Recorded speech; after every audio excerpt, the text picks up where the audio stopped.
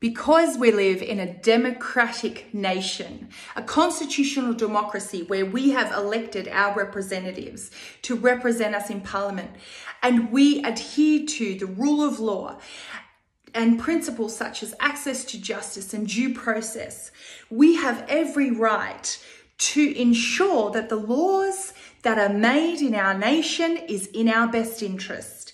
If they are not, it is our job, it is our duty to advocate and lobby to make sure that they are. So, what is advocacy? Well, you can self-advocate. For example, you can self-advocate in the workplace with HR for better conditions or better pay.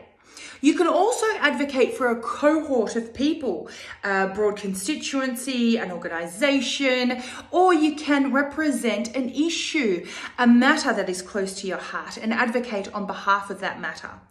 Advocacy is often done in relation to human rights of individuals and people groups. So how does that differ to lobbying? Well, lobbying is specific to parliamentarians.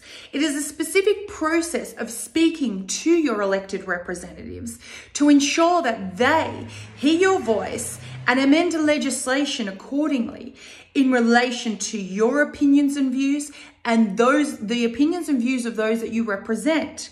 So advocacy and lobbying is very closely tied together, but they are very different as well. So you can have advocacy organisations that do not engage in lobbying and vice versa. You can also have lobbyists who do not really do the advocacy work on the ground, but they often should work together.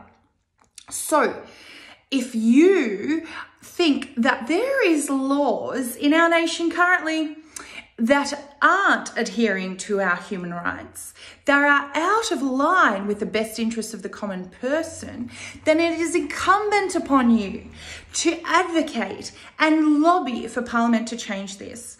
So parliamentarians, look at the numbers. If you can get a petition together, if you can get a lot of signatures or put a statement of claim or testimonials together, if you can join with our lobbying organisation in their processes. For example, if they have letter writing activities to members of Parliament, get amongst it, be part of it.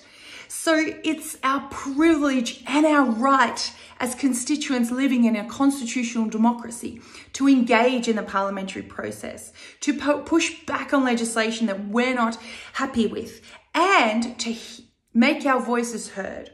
Okay, so I encourage all of you to engage in lobbying, engage in advocacy.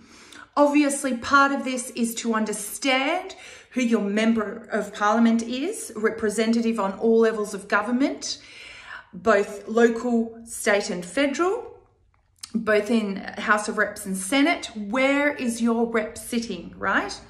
Secondly, what is their portfolio? And what is the portfolio of the matter that you want to raise? So target that minister. If it's health, target the health minister. Articulate your views backed with evidence and testimonials. Not only yours, but get a cohort of people together, grab their testimonials, link it with research online, and put together, it only has to be a one-page draft, but back it up with evidence and speak clearly, speak passionately, both on paper and in person. Make sure you meet with your representative. There's nothing like face-to-face, right? Emails can be ticked and flicked, okay? So make sure you meet with your member and speak to them. Tell them your story. Stories are powerful, and this is an important part of both advocacy and lobbying, telling stories. Also, ensure that it aligns with international human rights protocols. It's easy to look them up. Universal Declaration of Human Rights is obviously a foundational one, but there are several that entail what we call the International Bill of Rights. So have a look at those conventions and treaties that Australia is a signatory to and refer to them.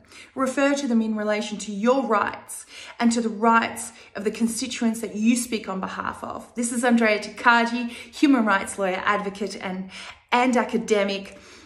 Keep lobbying, keep advocating. I wish you all the best, and let's partner together to make our society better. Thanks.